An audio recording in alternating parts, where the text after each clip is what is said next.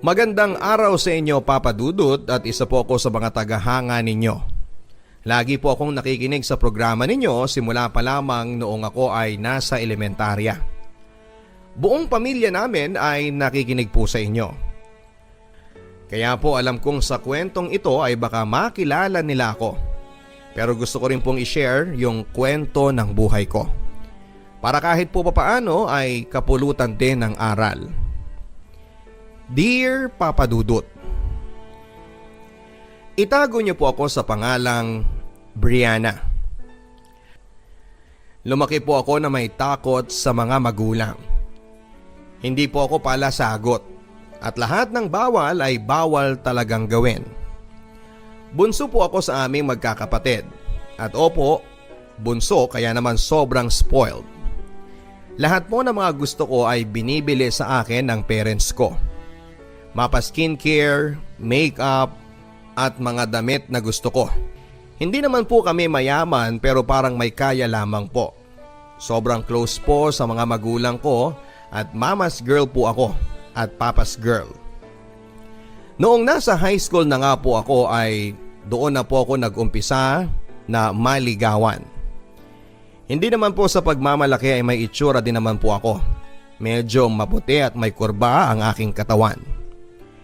May mga manliligaw na nga po sa akin noon pero hindi ko pinapansin dahil lagi po akong pinapaalalahanan ng mga magulang ko na bawal akong mag-boyfriend.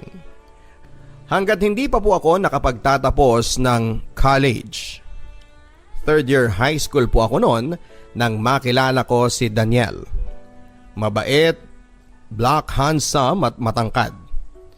Naging magkaibigan po kami ni Daniel at habang tumatagal po na magkasama kami ay nagkakagusto na po ako sa kanya. Hanggang sa umamin na nga po siya sa akin nung sinundo niya ako pagkatapos ko pong mag-practice ng sayaw. Brianna, alam mo matagal na kitang gusto. Kung pwede sana manligaw ako sa iyo. At hinawakan niya po ang aking kamay. Nung araw na yon, Papa Dudut, ay sobrang kabog ng dibdib ko. Dahil gusto ko siya. At may gusto din pala siya sa akin. Sobrang saya ko, Papa Dudut, pero hindi ko po pinahalata sa kanya at ang sinabi ko lamang ay hindi po pwede. Nag-aaral pa ako at bawal pa ang pagbo-boyfriend. At saka bata pa tayo para sa ganyan. Nakita ko sa kanya na parang lumungkot ang kanyang mukha. Kaya sinabi ko na lang na tara na, magsi 6 PM na baka mapagalitan na ako sa amin. Hinatid niya ako sa kanto namin, Papa Dudut. Malayo pa sa bahay namin yon. Nang gabi na yon ay halos hindi ako mapakali dahil parang nagsisisi ako na hindi ko siya pinayagan na manligaw. Pero sa kabilang banda naman ay naisip ko na bawal pa akong mag-boyfriend at magagalit sa akin ang mga magulang ko. Simula pa lamang po noong bata ako ay takot ako sa mga magulang ko. Pinalaki kaming magkakapatid na may takot sa aming mga magulang. May rules din po kami sa bahay na kapag alas 8 na ay dapat nasa bahay na kami. At ako naman ay 6 PM pa lang dapat nasa bahay na. Dahil sa aming 5 magkakapatid ako lang ang babae. Kaya naman po mas mahigpit sa akin, Papa Dudut. Naiintindihan ko naman yon, Papa Dudut, dahil para sa kapakanan ko lang naman ang iniisip nila. Pero dahil tao nga lang po akong nai-inlove. Kahit po kasi binasted ko na si Daniel ay hindi pa rin siya tumigil sa panliligaw niya. At ang sabi pa niya ay maghihintay daw siya hanggang sagutin ko siya. After 5 months ng panliligaw niya ay sinagot ko na nga po si Daniel. Pero sinabi ko sa kanya na sana ay sekreto na lang muna dahil bawal pa akong mag-boyfriend. Nag-oo naman siya, Papa Dudut, dahil naiintindihan naman niya ang sitwasyon.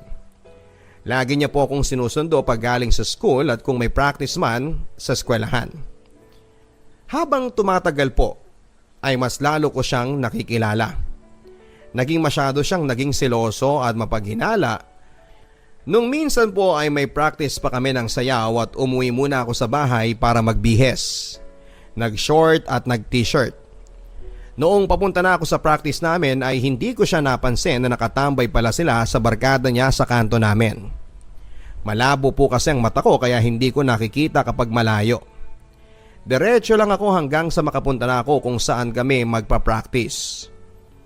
Pagtapos namin ay sumabay ako sa mga kaklase ko na pauwi na rin. Mga 4 po kami noon, kami ng kaklase ko. 2 po kaming babae at 2 lalaki. Habang naglalakad kami ay biglang pumunta sa amin si Daniel kasama ng mga kaibigan niya. Lumapit siya sa akin at sinabing, "Tara na, ihahatid na kita." Na yung boses niya ay may pagkagalit. Nagpaalam na lamang ako sa mga kaklase ko. Sabi ko ay mauuna na ako. Tumango na lamang sila sa akin at ngumiti. Habang nasa daanan kami ay tahimik lamang ako at may konting distansya ako kay Daniel dahil hindi ako sanay na may ka-holding hands sa daanan o kahit kaakbay. Tahimik din ako dahil medyo naiinis ako sa kanya dahil parang ambastos lang na may kasama ako tapos medyo pagalit pa siya na magsalita. Kaya nagtanong na rin siya sa akin. "Bakit ang tahimik mo dyan? Kanina lang patawa-tawa ka nung kasama mo yung mga kaklase mo." Medyo naiinis ang pagkasabi niya. Nahihiya din kasi ako kasi kasama namin ang mga kaibigan niya. Kaya hindi na lamang ako nagsalita. Hanggang sa may kanto na nga po namin ay hinatid nila ako at dire-diretso lamang ako hanggang sa makauwi na ako. Nag-text siya sa akin na ikaw pa ba ang galit. Hindi na lamang po ako nag-reply at tawag siya ng tawag ay hindi ko sinasagot. Lumipas na nga po ang araw na yon. Kinabukasan ay sinundo naman niya ako pag out ko sa school at nagsusorry siya. Nagselos lang daw siya. Kaya sabi ko okay lang. Habang tumatagal po ay puro away na lamang at bati na lamang kaming 2 at hanggang sa umabot na kami ng 6 months. Doon ay first time namin na mag-date sa mall pero may kasama po kaming mga friends ko. Nakakailang pa rin po kasi na kaming 2 lang ang magkasama kung aalis kami. Umabot po kami ng 8 months at doon ay parang mas gusto niya pong lumalim ang pagmamahala namin. Yung pong mas gusto niya na angkinin ako.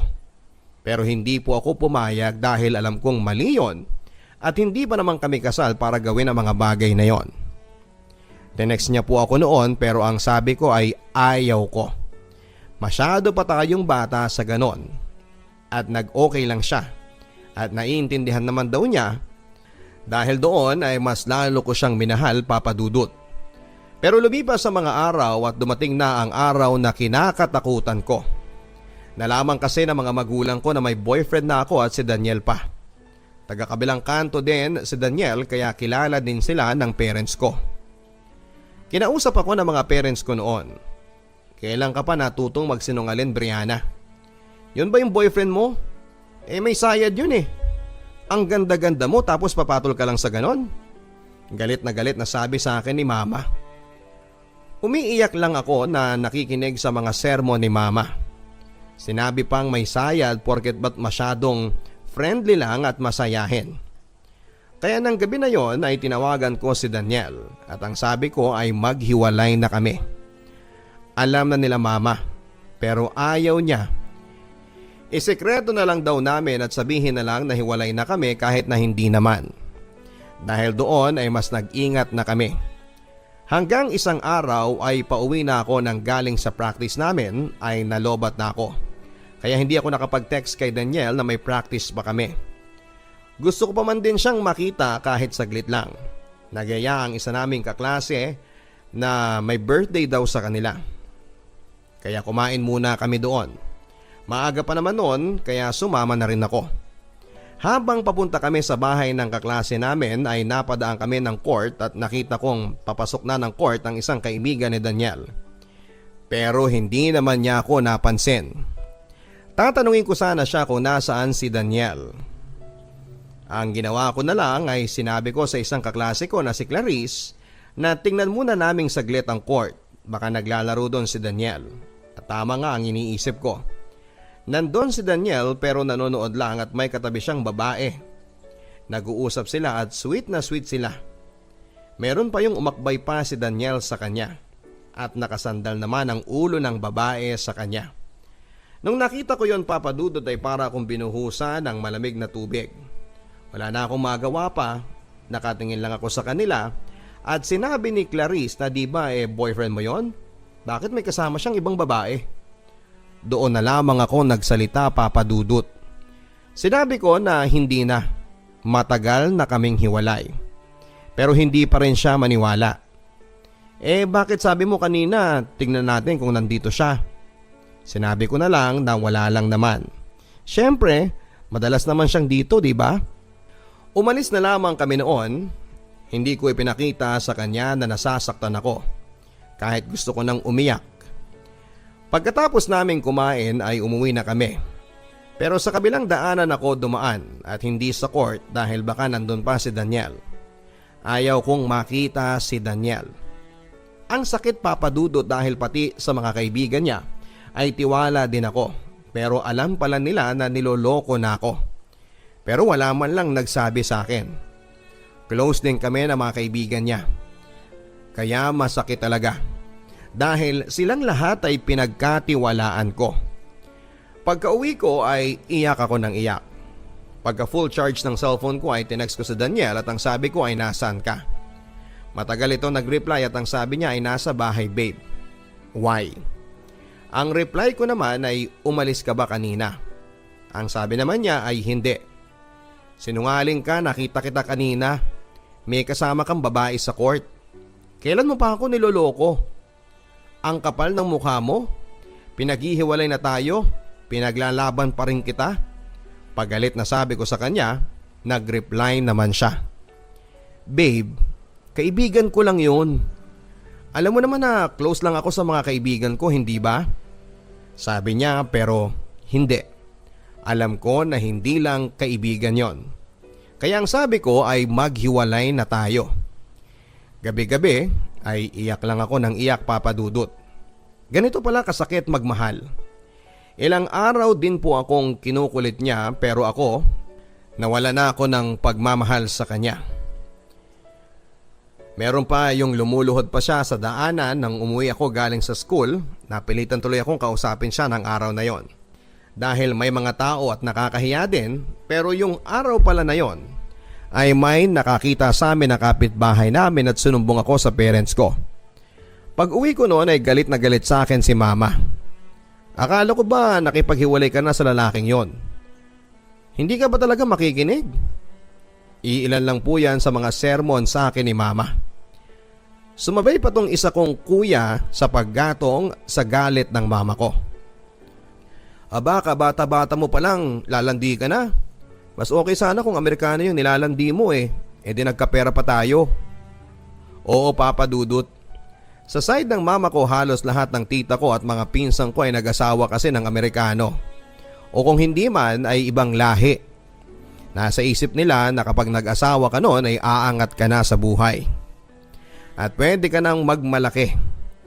Lahat po ng kuya ko ay nakapagtapos. Yung dalawa ay may pamilya na at yung dalawa naman ay tambay lang sa bahay. Sa sobra din pong kasing strict ng parents ko, ay nagsawa na sila na magtrabaho. Bawal magpagabi, bawal mag-inom at bawal magyosi. Marami pong bawal. Kaya dahil doon ay hindi nila nagamit ang pinag-aralan nila. Kaya po ako naman ang pinipilit naman nila na gumaya sa mga kamag-anak namin para naman daw umangat kami sa buhay. Noon, Papa Dudut, ay may konti pa akong tampo sa pamilya ko. Una, dahil maraming bawal. Pati ang pagbo-boyfriend, pero pag mayaman at Amerikano ay pwede kahit bata ka pa. Ang dami ko pong natanggap na mga masasakit na salita ng araw na yon. Pero pasok sa isang tenga tapos lalabas din sa kabila. Hindi po ako sumasagot sa kanila kahit sobrang sakit na. Hinahayaan ko na lang po. Sa paglipas ng araw ay naging okay na rin kami ni Daniel. Magbabago na raw siya at ang sabi niya, hindi daw niya ako kayang mawala sa buhay niya. Fast forward, Papa Dudut. Hindi lang po isa, dalawa o tatlong beses nagloko si Daniel. Nahuli ko pa siya nung sobrang sakit na hindi ko na kinaya ay nakipaghiwalay na talaga ako sa kanya. dahil sobrang hindi ko na alam ang gagawin ko. Mag-11 months na po kami nang tuluyan na ako nakipaghiwalay kay Daniel. As in wala na. Kahit nasa daan at humihingi siya ng tawad pero wala na sa akin yon. After 2 years and a half, hindi na ako nag-boyfriend dahil sa trauma na ibinigay sa akin ni Daniel. Marami din naman po nanliligaw sa akin pero nagpapaligaw lang po ako. After ilang months, busted na sa akin. Ewan pero parang mas gusto ko na lang paasahin sila. Alam ko pong mali yon dahil wala naman silang kasalanan. Pero simula po noon ay hindi na ako nagtiwala pa sa mga lalaki. Before po mag-graduate ng grade 12 ay nakilala ko po si Prince. Una ay okay lang. Magkasundo kami ni Prince. Mahilig din siya sa mga horror movies tulad ko. Ilang months din siyang nanligaw sa akin at may nanligaw na naman sa akin. Kasabayan niya si Ken. Si Ken ay mabait, jolly at black handsome. Nagpaligaw na rin ako sa kanila kasi wala lang. Hindi ko rin naman sila sasagutin. Paasahin ko lang sila. Pero isang araw ay nabigla ako nang pinuntahan ako ni Ken. Hindi pa naman kami as in nagdi-date at chats lang kami. Nilapitan ko siya. O Ken, anong ginagawa mo dito? Tanong ko sa kanya. Kilala mo ba si Prince? Nabigla ako sa tanong niya. Sinong Prince? Ang sabi ko. Yung isa mo pang manliligaw? Napatanga lang ako noon papadudot at hindi ako nakapagsalita. Nakita ko na minayday niya yung picture mo na may nakalagay na soon to be mine eh. At bakit ko nakita ha? Kasi pinsan ko siya. Hindi rin kami masyadong close kaya hindi ko siya pinakikialaman. Pero ikaw, nakita kita sa my day niya. Ano ba Bri? Pinaglalaroan mo lang ba kami? Paggalit na sabi niya. Tanging sorry lang papadudot ang nasabi ko. Makalipas ang ilang araw ay nalaman ko kay Prince na nag-usap daw sila.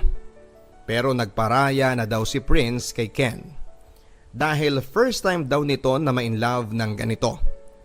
Hindi daw ito mahiling manligaw at hindi pala close sa babae. Kaya kapag may reunion sila ay halos mga pinsan lang daw na lalaki ang ka-close nito. Sana Bri, wag mo nang saktan yung pinsan kong si Ken. Sobrang mahal ka din niya. Hindi magiging ganun yon kung hindi ka mahal. Si Ken papadudot ay nagpatuloy sa panliligaw niya. Ilang beses ko siyang binasted ng binasted. Kaya naman hindi man naging kami ay nakilala ko na ang pamilya niya. Isang beses ay nakachat ko ang mama ni Ken dahil nga daw ito ay nagiinom at iyak ng iyak dahil binasted ko. Hindi lang siguro 5 beses ko siyang binasted papadudot. Pero sa lahat na nanligaw sa akin, siya pa rin yung pinaka hindi tumigil. Nag-birthday po ang pinsang ko, kaya nag-bar kami. Nag-my day ako noon na nakita ni Ken. Panay ang chat niya sa akin kung saan daw banda yon. Hindi ko siya nire-replyan. Nakalagay yung pangalan ng bar sa my day ko papadudot pero hindi niya alam kung saan yon. Dahil hindi naman siya nagpupunta sa mga ganon. Ako naman po ay first time ko pong pumunta doon.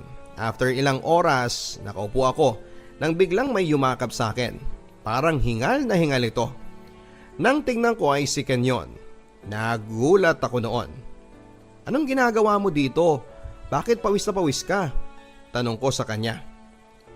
Hinanap kasi kita sa mga taong sumasayaw kanina tapos ang hirap hanapin itong bar. Ang dami palang bar dito. Pumunta ako dito, baka manyakin ka eh. Ewan ko papadudot pero sa ginawa niyang yon ay parang napalambot niya ang puso ko. Opo, malayo po. Papunta rito sa pinuntahan namin, siguro makakatatlong jeep kapat isang tricycle. After po naming uminom ng mga pinsang ko, ay umuwi na rin si Ken. Ilang araw po ay nag-date na kami. Mas nakilala ko po siya at doon nga po after ng ilang years ay nagka-boyfriend na po ako at si Ken yon.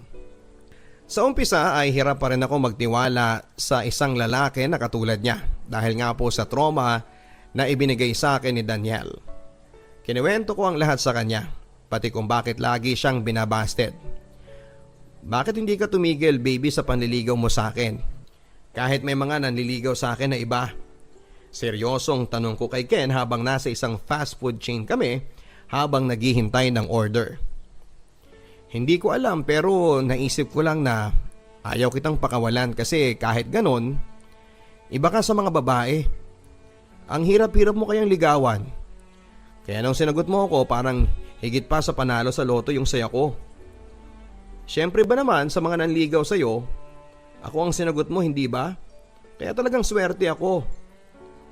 Sobrang natouch ako sa mga sinabi ni Ken, Papa Dudut. Papa Dudut, sa totoo lang, ako yung mas maswerte sa aming dalawa dahil sobrang understanding ni Ken. Fast forward po. Tumagal po kami ni Ken at umabot na kami ng first anniversary namin. Lagi niyang pinaparamdam kung gaano niya ako kamahal. Ang madalas lang namin pag-awayan ay ang pananamit ko. Conservative kasi si Ken.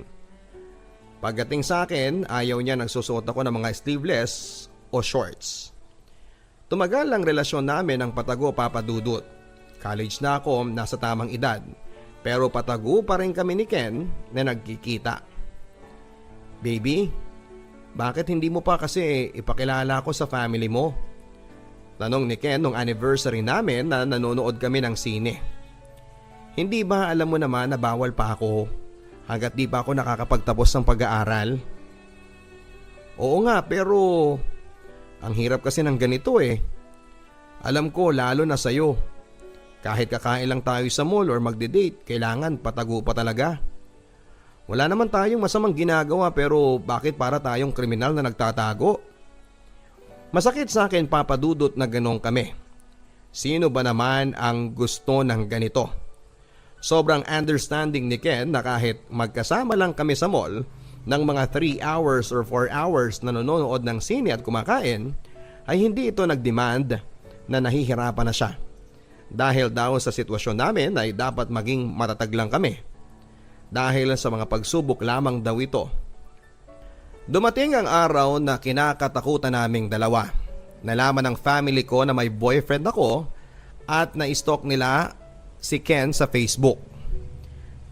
Ang cover photo nito ay kaming dalawa. Pag-uwi ko ay sermon ng abot ko kay mama at maging sa mga kuya ko. Yan ba ang boyfriend mo? Pinoy lang? Diyos ko naman, Bri. Mag-isip ka nga, walang ipapakain sa'yo yan. Wala kang mararating sa lalaking yan. Kung tumulad ka na lang sa mga pinsan mo, may mga Amerikano, may Hapon, isa pa ang pangit naman ng boyfriend mo. Maghanap ka ng Amerikano kahit pangit pa yan o pilay o bulag, basta may pera. Iilan lang yan sa mga sinabi sa akin ni Mama. Papa Dudut, masakit sa akin na hindi pa naman nila kilala si Ken pero na-judge na nila. Bakit mas importante pa yung pera kesa sa kaligayahan ng anak nila? Araw-araw tuwing kakain man kami o manonood ng TV ay laging bukang bibig nila ay kung nakahanap na ba ako ng Amerikano. Dahil doon, Papa Dudut, ay nagbago na ako sa kanila. Hindi na ako sumasabay kumain. Hindi na rin ako gaanong kaklose sa kanila dahil tuwing magkasama kami ay lagi nilang sinasabi sa akin na buti pa yung pinsan mo. Tingnan mo, may mga pera na kahit bata pa lang sila. Ganyan dapat ginagamit ang utak. Papa Dudut, naisip ko na mag-suicide noon pero hindi ko kaya kasi alam kong mali yun. Dahil doon sa pressure sa akin ng mga magulang ko ay na-depress ako. Lagi akong nasa kwarto at iyak lang ng iyak. Tanging si Ken lang ang nakakausap ko noon. Pero kapag tinatanong naman niya ako kung ano ang problema, ang sinasabi ko lang ay nahihirapan ako sa mga subjects ko. Hindi ko sinasabi sa kanya na ayaw sa kanya ng mga parents ko. At gusto ay mayaman na Amerikano ang ireto sa akin. May maayos naman na trabaho si Ken at may kaya din naman po sila. Pero hindi ganon ang gusto ng mga magulang ko. Nung sobrang depressed ako ay si Ken lagi ang nandyan kahit malayo ang school ko at panggabi ang schedule ko sa college ay sinusundo pa rin niya ako. May dalang flowers tapos ikakain lang kami sa favorite restaurant na kinakainan namin at magsisimba at hihahatid na niya ako sa kanto namin. Sobrang swerte ko kay Ken dahil lagi niyang inaalalayan ako sa lahat, Papa Dudut. Minsan ay nagpanic attack pa ako sa school at si Ken ang laging sumusundo sa akin. Kahit may trabaho siya ay aalis siya. Siya kasi ang tinatawagan sa phone ko ng mga classmate ko kapag nagpapanic attack ako. Hanggang sa ngayon Papa Dudut, magto 2 years na kami ni Ken, ay hindi ko pa rin siya na ipapakilala sa family ko ng formal. Dahil alam ko na ayaw nila kay Ken. Ngayon nga po dahil sa pandemic ay mag-i-stop muna akong mag-aral. Kaya kesa nasa bahay lang ako ay nagpaalam ako sa parents ko na mag-a-apply kami ng mga kaibigan ko ng trabaho. Magtrabaho ka na lang anak sa club, may makikita kang Amerikano doon. Doon pag nakahanap ka na, magkakapera na tayo. Tingnan mo nga yung mga pinsan mo na bibili ang mga gusto nila kasi may sumusuporta sa kanila. Araw-araw ay puro ganyan sila Papa Dudut. Nagbago na ang parents ko dahil sa mga tita ko na ganoon din sa mga anak nila. Sobrang nahihirapan na ako sa ganito. Hindi ko na alam kung tatagal pa ako Papa Dudut kasi sobrang bigat ng pakiramdam ko. Na gusto ko nang sabihin lahat sa mga magulang ko na may hinanakit ako sa kanila. Yung bigat sa dibdib ko ay nandyan. Kahit si Ken ay hindi ko sinasabi sa kanya. Dahil ayaw kong maging pangit ang tingin niya sa mga magulang ko. Na bakit ganon, bawal mag-boyfriend pero pwede basta mayaman. Bakit ganon, ayaw ako magtrabaho pero pwede kapag sa bar? Ang hirap Papa Dudut kasi parang hindi ako pwedeng sumaya. Kaya naiinggit ako sa mga kaibigan ko kapag nakikita ko na nandoon yung boyfriend nila sa bahay nila kasama ang parents nila. Yung bang open sila, hindi nila kailangang magtago. Yung kahit hindi sila mayaman ay mas importante pa rin kung saan liligaya ang anak nila. Sa ngayon, Papa Dudut ay ganun pa rin, nasa tamang edad na ako pero takot pa rin ako na ma-disappoint sa akin ang parents ko. Hindi ko naman po kaya na iwan si Ken at minsan ay naiisip ko na magtana na lamang kami ni Ken. At ang sabi lang nito ay baliw ka na talaga baby. Ba't naman natin gagawin yon? Ayaw ko naman na isipin sa akin ng parents mo na bad influence ako sa'yo. At saka hindi pa nga nila ako nakikilala tapos itatana na kita. Baka sabihin nila na hindi ako maganda para sa'yo. Gusto kong makilala nila ako na nakabuti ako sa'yo. Hindi ko rin po kaya na gawin yon dahil sobra ko pong mahal ang mga magulang ko. Ayaw ko silang ma-disappoint. Kahit gusto kong sabihin sa kanila na sana naman ay hayaan din nila akong sumaya. Hindi ko naman po gusto mag-live-in na kami ni Ken. Ang gusto ko lang po ay matanggap nila si Ken para sa akin. At gusto ko lang po ay hindi lang po Amerikano ang magpaangat sa amin. Kung tutuusin ay may kaya naman kami dahil may trabaho naman ang parents ko at private din ang pinapasukan ko sa college. Ang hirap lang ay hindi sila kontento sa kung ano ang meron kami. Sinishare ko po itong kwento ko para kahit papaano ay parang nalamas ko yung bigat sa dibdib ko. Sa sobrang mahal ko kasi ang mga magulang ko ay kahit masakit na ang sinasabi nila ay never ko silang sinasagot. Baka ma-misinterpret nila na wala akong galang sa kanila. Kaya ko po ito sinishare Papa Dudut ay para sa mga magulang na nakikinig. Sana po ay lagi ninyong suportahan ang mga anak ninyo at huwag nyo pong i-pressure at huwag nyo rin po silang kino-compare sa iba. Dahil alam ko po kung gaano kasakit na mismong magulang ko pa ay kinukumpara ko sa ibang tao. At sa mga katulad ko naman na anak dyan na sana ay kung legal man kayo ay sana ay huwag nyo pa rin sirain ang tiwala ng mga magulang nyo. Swerte kayo dahil sobrang understanding ng mga magulang nyo. Hanggang ngayon Papa Dudut ay dinadasal ko pa rin na sana ay dumating na yung araw na maging okay na ang lahat. Matanggap na ng mga magulang ko si Ken at wala na akong ibang hinihiling kundi ang magkasandulang ang family ko at si Ken. Maraming salamat Papa Dudut and God bless po. Nagmamahal, Brianna. Dear Papa Dudut, isang magandang araw po sa inyo Papa Dudut. Gusto ko lamang pong magbahagi ng aking kwento sa ating mga tagapakinig. Tawagin niyo na lamang po ako sa pangalang Bri, 17 years old from Manila. Simple lamang po ako Papa Dudut. Masipag na mag-aral at yung tipong Magsusunog talaga ako ng kilay. Mabait at tahimik. Nagsimula po ang lahat noong nasa first year high school po ako. Year 2011. Marami din akong naging mga kaibigan, Papa Dudut. Sa totoo lang, kung pwede sanang bumalik sa pagiging isang high school student ay ginawa ko na. Nakilala ko si Risa, hindi ko nga akalain na magiging isa ko siyang matalik na kaibigan. Dahil baliktad kami ng ugali. Siya ay maingay at masiyahin, palakaibigan at medyo walang gana sa pag-aral. Happy-go-lucky siya sa madaling salita. Masaya siyang kasama sa totoo lang. May mga panahong siya ang nagpapasakit ng tiyan ko at halos hingali na ako sa kakatawa. Kahit sobrang babaw lang ng mga biro niya. Alam mong patok kasi may sense of humor talaga siya. Hanggang sa naging sobrang close na kami sa isa't isa. At maging sa pamilya, hindi pinagkait ng panahon na maging masaya ako sa mga kaibigan ko. Siyempre hindi mawawala ang tinatawag nating crush. Lahat naman po siguro ay nagkaroon yan, hindi ba? Imposible naman po siguro ang hindi nagkaroon yan. Nagkaroon po ako ng crush sa isa sa mga kaklase ko, Papa Dudut. Nung una, natatakot ako dahil baka mali po yung nararamdaman ko para kay Jacob. Hanga ako kay Jacob dahil bukod sa good looking siya at sikat sa eskwelahan, mabait at sweet si Jacob. Marunong din kasi siya na maggitara. Isa yon sa mga gusto ko sa isang lalaki. Sa tuwing nakikita ko siya, kinakabahan ako at nahihiya. Mapapansin niya kaya ako? Palagi kong tanong sa sarili ko.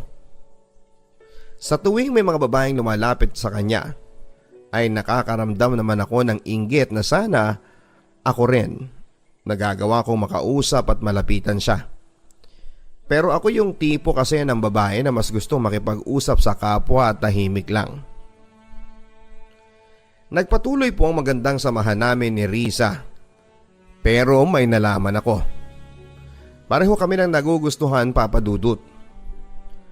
Masakit isipin na bakit kailangang pareho kami ng natitipuhan.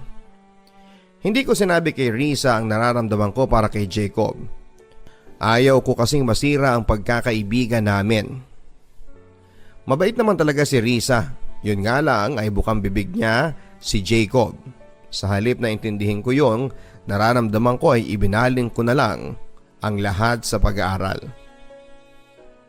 Hindi ako nagkamali ng ginawa ko dahil nagbunga naman ang lahat ng puyat at hirap ko sa pag-aaral. Nakakakuha po ako ng matataas na marka. Sa pag-uwi ko ng bahay ay sanalubong ko kaagad si Lola.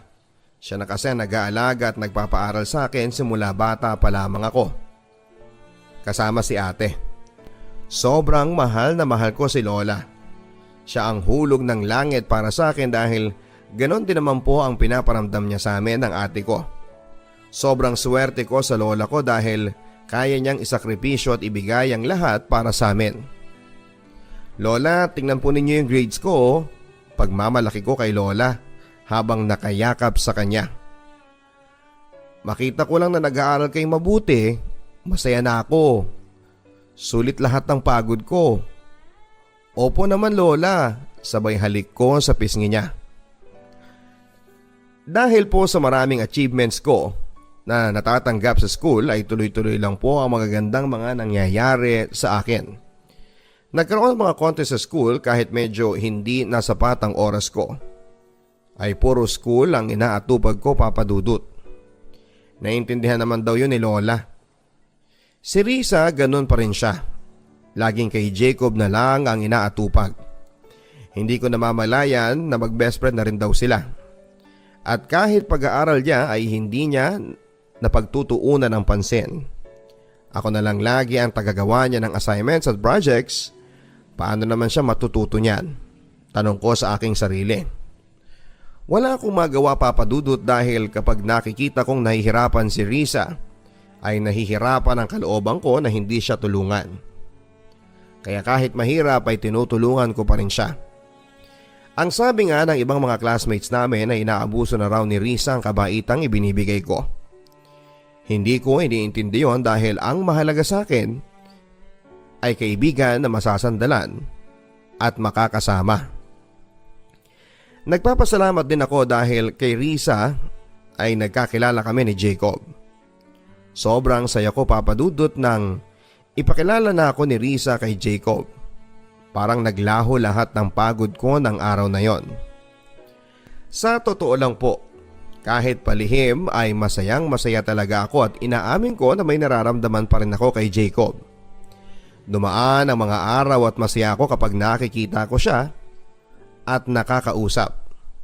Pero may kakaiba akong napapansin kay Jacob. Madalas na siyang dumidikit sa akin at yung tipong iba siya kung makatingin, para kang tutunawin. At kung nakikipag-usap naman siya ay sobrang lambing ng kanyang tono sa akin. At kahit wala na sa lugar ang mga tanong niya, hindi naman sa pag-a-assume pero sa tingin ko ay may mali. Eto na kaya yung matagal ko nang hinihintay. September 2011 ay nakatanggap ako ng isang friend request sa Facebook. Nagulat ako papadudot dahil si Jacob pala yon. Agad ko namang inaccept syempre dahil sa crush ko nga siya. Hindi ko may paliwanag ang nararamdaman ko at napatalon pa ako sa sobrang kilig at saya ng mga oras na yon. Ang totoo nga po niyan ay hiyang-hiya ako dahil nakatingin na sa akin ang mga tao sa computer shop. Tao lang. Nakakaramdam din ng kilig kaya agad naman akong nanahimik sa pwesto ko. Marahil ay iniisip nila na malapit na akong masiraan ang ulo. Pero mas nakatutok ang pansin ko kay Jacob. Sa wakas ay friends na kami pati sa Facebook. Pulang-pula na ako sa sobrang kilig na nararamdaman. Mas lalo tuloy lumakas ang tunog mula sa puso ko at parang gusto ko nang kumawala sa malamig na rehas na lihim ko para sa kanya. Hindi ko maiwasang umasa na baka may chance. Gabi-gabi kaming nag-uusap sa Facebook at hindi ko maintindihan ang nararamdaman ko sa tuwing magkausap kami papadudot. Sa personal naman, para bang sasabog lagi ang puso ko sa lakas ng kabog nito. At yung pakiramdam na sobrang nilalamig ang mga kamay ko dahil kinikilig. At sobrang pula ng mukha ko sa mga cheesy lines na binibitawan niya. Unti-unti ay tuluyan ng nahuhulog ang puso ko para sa kanya papadudot. Mabilis pa sa 4:00 kasi kung sumagot siya sa mga chat. At pakiramdam ko sa tuwing nag-uusap kami ay ang ganda-ganda ko. Nang dahil din sa kanya ay nagbago ako. Inayos ko ang sarili ko para sa kanya. Malaking bagay na sa akin ang pag-aayos dahil wala siguro sa bukabularyo ko ang salitang magpaganda. Sapat na sa akin ang nakatali ang buhok at simpleng ako lang ang nakasalamin. At pati ang iba kong kaklaseng lalaki ay nagkakagusto sa akin. Na hindi naman sa pagmamalaki ay hindi ko nalang pinapansin. Kahit araw-araw nila akong inaasar. Mas totoo kasi papadudot ang nararamdaman ko para kay Jacob. Minsan lang akong nakaramdam ng ganito. Kaya ngayon ay parang hindi ko na siya kayang pakawalan. Hindi ko na kayang kalimutan pa ang binitawan niyang salita at ganun din ako. Mahal kita, Bri. I love you more than anything. I love you too. Sagot ko naman sa kanya dahil magka-chat naman kami ngayon sa Facebook. Ang minsang kutob ko ay nauwi sa realidad. Oo, papadudot. Tama ang hinala ko na merong gusto sa akin si Jacob. Noong una, inaamin ko na masaya sa pakiramdam na gusto ka ng taong gusto mo. Pero natakot ako papadudot dahil nalaman ni Risa ang tungkol sa pagitan namin ni Jacob.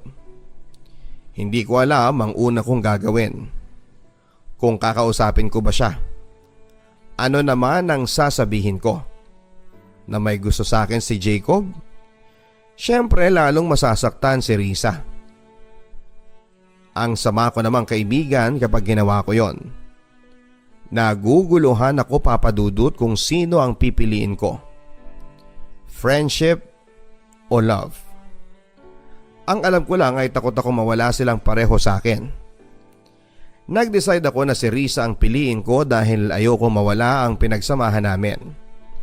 Pero naisip ko din si Jacob na paano na siya. Ngayon lang ako nakaranas ng ganito. Papakawalan ko na lang ba ng ganon kadali? Hindi ko sinasabi ang totoo kay Risa, sa halip ay ang sabi ko ay wala lamang yon na hindi ko siya gusto at hindi ko kailanman magugustuhan. Natakot ako dahil ayoko silang mawala pareho sa akin. Alam kong mali ang maging makasarili. Yon ang pagkakaintindi ko sa sitwasyon sa edad na 13. Ngunit wala na akong magawa dahil nasabi ko na kay Risa. Araw-araw kong tinatanong sa aking sarili na bakit ako pa ang nagustuhan ni Jacob. Marami namang iba dyan na mas maganda kaysa sa akin. Hindi tulad kong isang hamak na nerd lang. Nabalot ang puso ko at isipan ko ng insecurities that time. Hindi ko nga alam ang gagawin. Naisip ko rin na baka pinagtitripan niya lang ako. Pinaparamdam sa akin ni Jacob kung gaano ako kahalaga sa kanya. Nag-aaral siya ng mabuti dahil daw sa gusto niya ay pareho kami. Ganon din ako, tinuturuan ko siya na maging masipag at nagbunga naman ang ginawa niyang magaganda sa eskwelahan. Bago magsimula ang flag ceremony ay naghihintayan kami at magsesenyasan kung okay ba o hindi. Kapag break time naman ay hinihintay niya ako, may barkada rin kasi siya at ganon din ako. Hindi namin pinapahalata na may sikretong pagkakaunawaan na kami. Sinabihan ko na kasi siya na ayoko mapag-usapan kami sa school.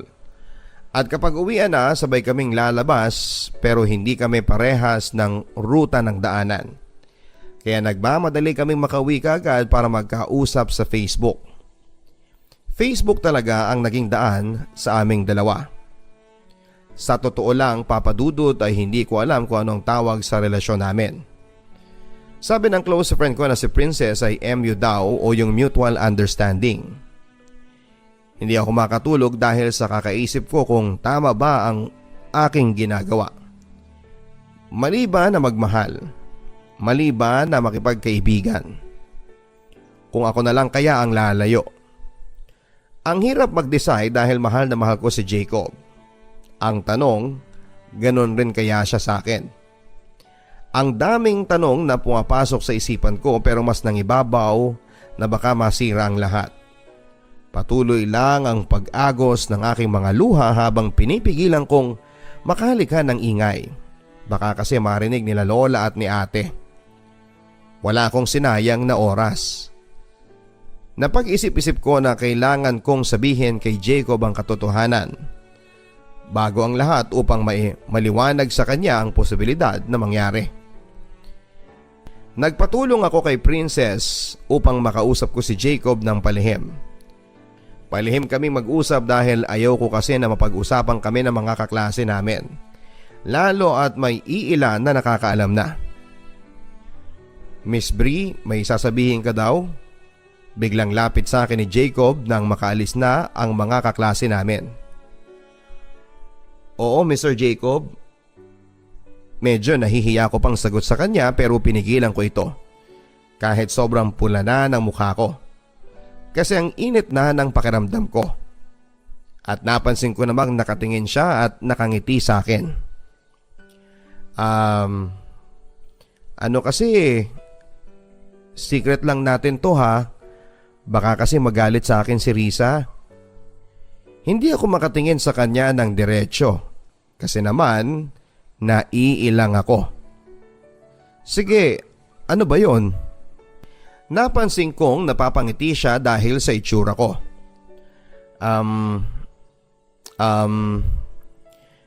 Secret lang natin to ha.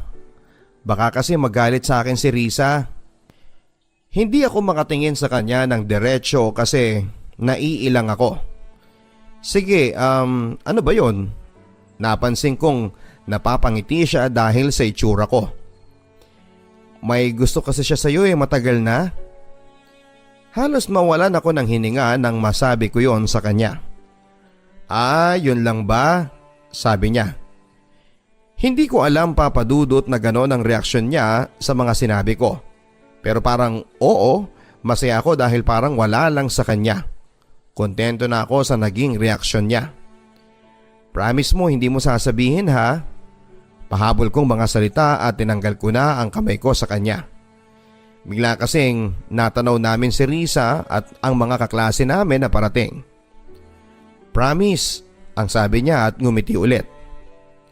Papa Dudut, kahit natatakot akong mahalin siya ng patago ay nasasaktan pa rin ako dahil niloloko ko si Risa.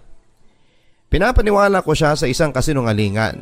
Hindi ko na kaya, dapat ko na siguro siyang pakawalan. Ang taong minsang nagparamdam sa akin ng pagmamahal. January 2012, kinagabihan, kakauwi lang namin ni Risa galing sa school. Hinanda ko na ang sarili ko para gawin ang tama. Hindi na talaga kaya ng konsensya kong lokohin ang kaibigan ko. Ayokong maging makasarili. Risa? Banggit ko ng pangalan niya habang naglalakad kami papunta sa computer shop. O bakit Bri, anong problema? Sagot niya at inakbayan niya ako. Ano kasi tungkol kay Jacob? Si Jacob? O bakit? Pagtataka niya. Hindi ko sinasadya. Nahulog na ang loob ko sa kanya, Risa. Sorry, akala ko kaya ko siyang layuan pero hindi pala. Nasabi ko rin kahit mabigat ang kapalit nito, Papa Dudut.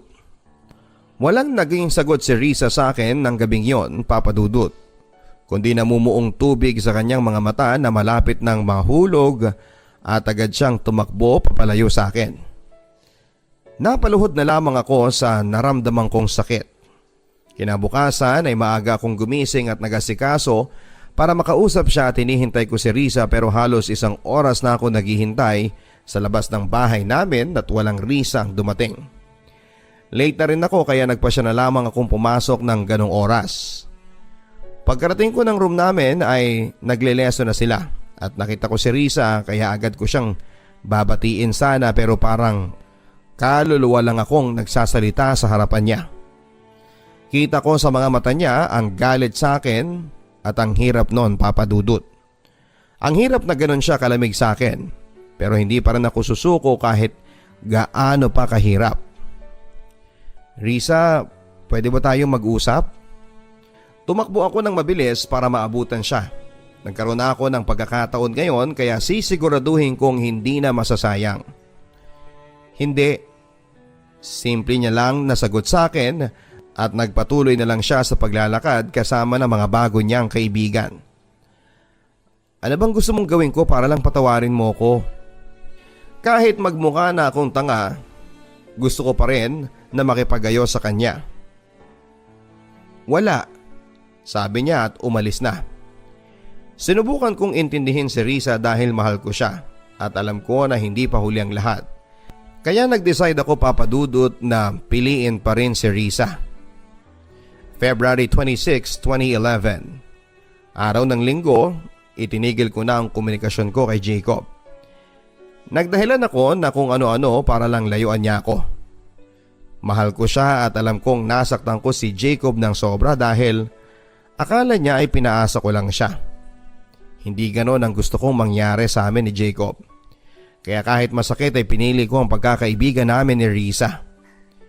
Kinausap ko si Risa at pinaliwanag ko naman ang naging side ko. Naiintindihan naman niya ako pero mukhang patay na patay talaga siya kay Jacob.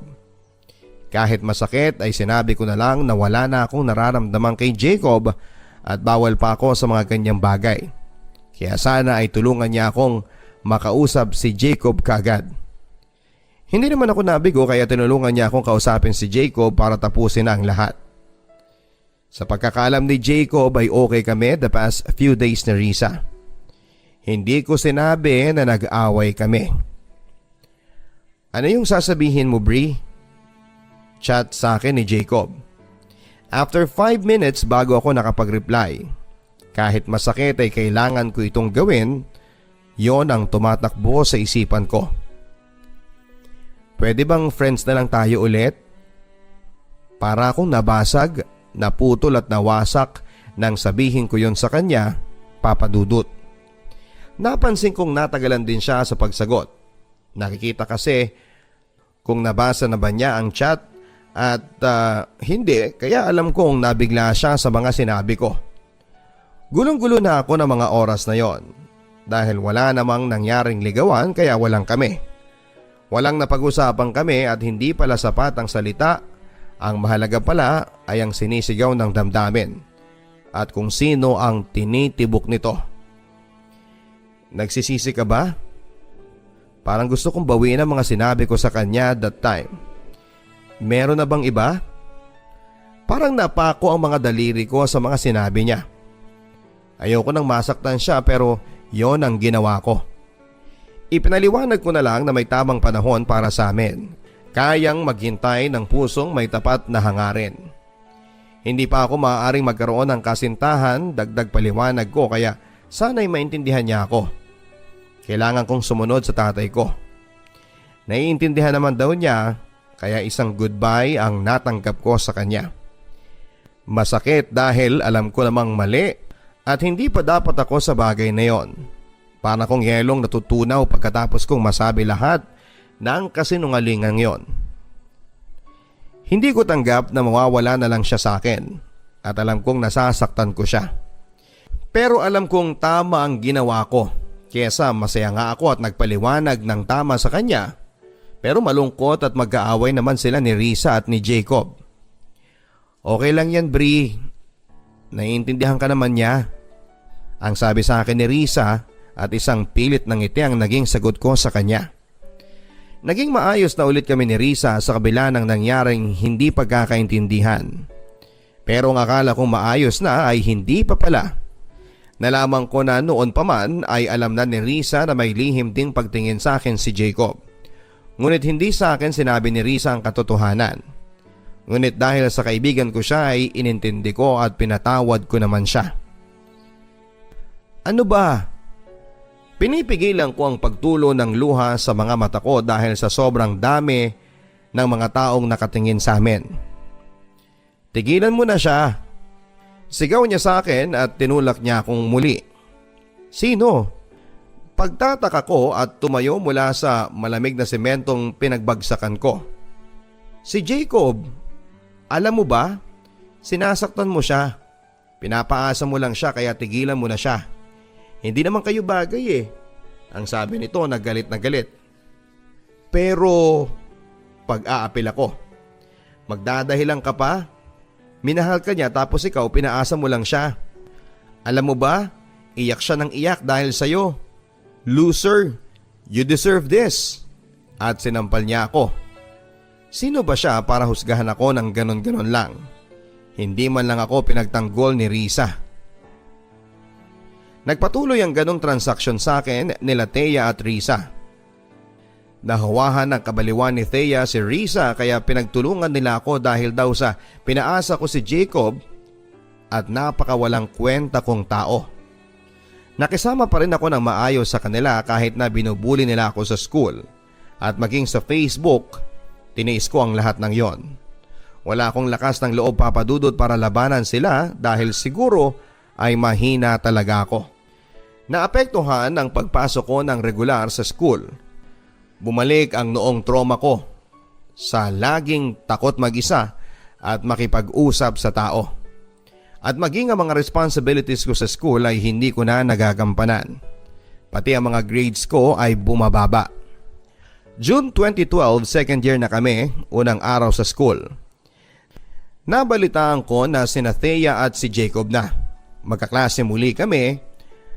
Nakisama pa rin ako dahil ayoko maapektuhan ang pag-aaral ko. Laging kami ni Thea ang magkatabi sa klase dahil sa arrangements ng pangalan. Kahit na pinaparinggan nila ako na sila na daw, kahit gusto ko na siyang sapakin ay iniintindi ko na lamang kasi yung tipong childish na matatawag yon. Sobrang hirap para iwasan ko sila. Paano ko makakalimutan ang mga kamaliang nangyari? Hindi ko matanggap araw-araw na pinamumukha nila sa akin na ako ang may kasalanan ng lahat at kung bakit nagbago si Jacob. Ang babaw nga po kung iisipin. Alam kong hindi ko nakasalanan kung magbago man siya o hindi dahil nagparaya lamang ako. Hindi na ganong kadalas pumasok si Jacob sa school, hindi tulad dati na nakangiti at tahimik. Ngayon ay maingay at palaaway na siya. Sobrang laki ng pinagbago niya. Nakita ko rin ang grades niya na halos lahat ay palakol. Mas lalo niyang ipinamumukha sa akin na sinira ko siya. Ang sakit dahil nagsakripisyo lang naman ako. Hindi ko sinasadya at hindi pa natatapos ang ikalawang taon namin sa high school nang malaman ko na wala na sila ni Jacob at ni Thea. Inaamin ko na umasa muli ako kay Jacob simula noon hanggang tingin na lamang ang nagagawa ko sa kanya. Ngunit siya ay patuloy na nakikipagkaibigan sa akin at umiiwas na lamang ako. Alam kong hindi pa niya limot ang nakaraan at ganon din ako. September 2013 ay parang pinagsakluban ako ng langit at ng lupa. Wala na ang lola ko. Mas lalong naging doble ang hirap na nararamdaman ko ng mga panahon na yon.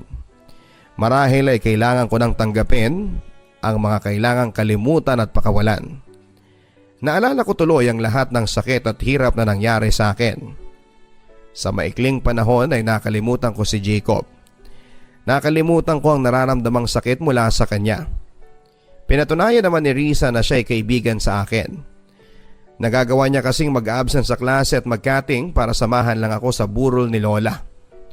Halos 2 linggo akong hindi pumasok. Ang bala ko sana, Papa Dudut, ay huwag nang pumasok dahil sa lugmok na nararamdaman ko. Hindi ko kasi alam ang una kong gagawin. Magulo pa ang sitwasyon ng aking mga magulang, kaya maging ang mga naiwang ari-arian ng lola ko ay nawala na lang ng ganong kadali. Pagkatapos ng 2 linggo, binalitaan ako ng iba kong mga kaklase na pumasok na raw. Pumasok na raw ako dahil miss na nila ako. Nakakatouch kasi at naaalala pa nila ako. Kahit busy sila sa pag-review ng NCAE, araw na ng pagsusulit kaya pumasok na ako. Namimiss ko din pumasok. Hindi ko ipinagkakaila. Sakto lang nang makarating ako sa school, pumila na ang mga ka-year level ko kaya eto ako ngayon, aligaga kaya hindi ko alam kung saan ako pipila. Sinabihan na lamang ako ng isang teacher na pumila na kahit saan. Hindi pa naman kasi nakaayos. Kaya naging palagay ang kalooban ko. Tahimik lang akong pumila at hindi ko nga kilala ang mga nasa harapan ko. Nakita ko si Corinne, close friend ko rin. Siya ang katabi ko sa pila. Binati ko naman siya kaya ayon nagkausap kaming sandali. Naalala ko nga na magkaklase sila ni Jacob kaya napalingon ako sa likod niya. Baka sakali. Laking gulat ko, nasa likod ko lang pala siya. Marahil ay kararating lang niya. Nagtama ang tingin namin, siyang dahilan para umiwas ako at umayos ng upo. Bree, tawag sa aking pangalan ng class advisor ko na si Mrs. Nicolas. Favorite teacher ko siya sa lahat. Niyakap naman niya ako at cheer up niya ako. Kaya ko daw ang test at magtiwala lang. May pa-condolence din siyang pahabol sa akin. Nakaramdam ako ng inis kay Jacob kasi hindi man lang siya pumunta sa burol. Halos lahat ng mga kaibigan namin ay nagsipagpunta. Siya lang ang hindi. Parang hindi niya ako naging kaibigan. Parang wala siyang pakialam. Alam kong mali na umasa sa tao na walang pakialam pero sadyang ganon lang ako, Papa Dudut. Mahirap makalimot sa taong naging malaking parte ng buhay ko. Palagi pa rin akong umaasa sa kanya. Ang tanga-tanga ko lang talaga. Lagi ko pa rin kasing binibisita ang account niya sa Facebook at stalker na nga po ako. Gusto ko pa rin siya sa kabila ng lahat.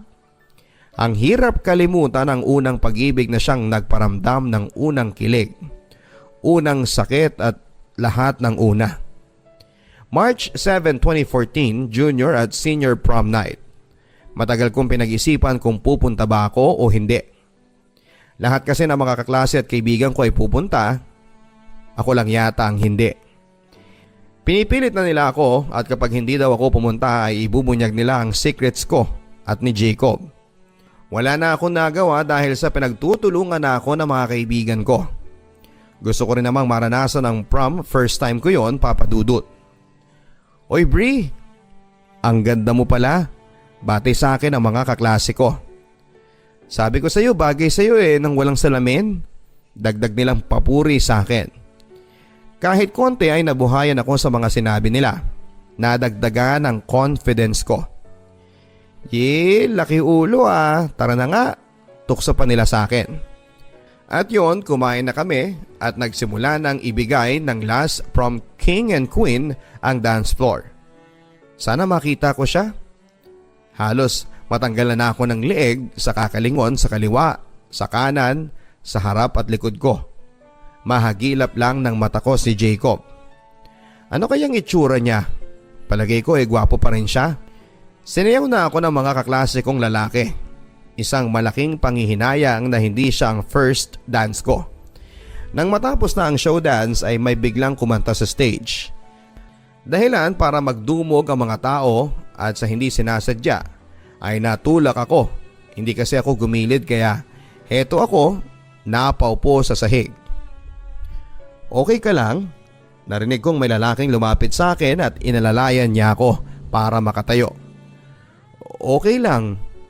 Nagulat ako sa taong nasa harapan ko ngayon. Taong kanina pang hanap-hanap ng mga mata ko. Hindi na ulit ako nakapagsalita pa dahil sa gulat at tuwa. Kaya umupo na lamang ako sa table namin. Sumunod naman siya at umupo sa tabi ko. Ang ganda mo ngayon ang sabi ni Jacob habang nakatitig sa akin. Hindi pa rin siya nagbabago. Masiyahin, lagi nagbibiro at ilang sandali lang ay umalis na siya. Dahilan naman para makahinga na ako ng maluwag. Natapos na rin ang prom kaya iyon ang nice experience pa rin kahit papaano. Naging magkaibigan naman muli kami ni Jacob at patuloy na ulit siya sa pakikipag-usap sa akin. Kapag magkakasalubong kami sa school ay binabati niya ako at nabalitaan ko rin na may mga girlfriends na siya pero hindi naman nagtatagal. Sabi-sabi rin ng mga kaklase ko na may gusto pa rin daw sa akin si Jacob. Natutuwa ako kapag naririnig ko yon, pero hindi na sa akin sapat ang mga sabi-sabi. Tama na siguro ang minsang nasaktan ako sa ginawa nilang pambubuli. Alam kong bata pa kami para sa bagay na ganon, hindi naman po naging kami. Marahil ay unang pag-ibig yon kung tatawagin, nagmahal at nawasak. Nabiktima lamang siguro ang puso ko ng inosente na walang kaalam-alam sa tinatawag na pag-ibig. Pero kahit na ganun po ay natuto ako kung paano pahalagahan at mahalin ang sarili bago ang iba nang sa ganun. Handa ng magmahal at masaktan. At dapat hindi minamadali ang mga bagay-bagay. Darating din ang takdang panahon, matuto lamang tayong maghintay ng para sa atin. Ngayon ay mabuti at okay naman kami ni Risa. Pagkatapos ng graduation namin ay wala naman ako naging balita kay Thea. Si Adi naman ay matagal nang nasa Cotabato kasama ang kanyang pamilya. Kahit iniwan na niya ako, alam kong sapat na ang 2 taong pagkakakilala namin sa isa't isa. Dahil tinuruan niya ako maging matapang sa lahat ng oras. Sana'y magkita muli kami. Si Jacob naman, Papa Dudut, ay kumuha ng kurso sa pagiging dentista. Pero sa ngayon ay wala na akong alam tungkol sa kanya. Hindi talaga siguro nawawala ang salitang first love. Hangad ko lagi ang kasiyahan ng bawat pusong tapat na nagmamahal. Hanggang dito na lamang po muna at maraming salamat sa pakikinig. Hangad ko sana ay marami pang mga listeners ang magbahagi ng kanya-kanyang kwento upang magbigay ligaya at aral sa bawat tagahanga ni Papa Dudut. Maraming salamat po sa inyo. Lubos na nagpapasalamat, Bree.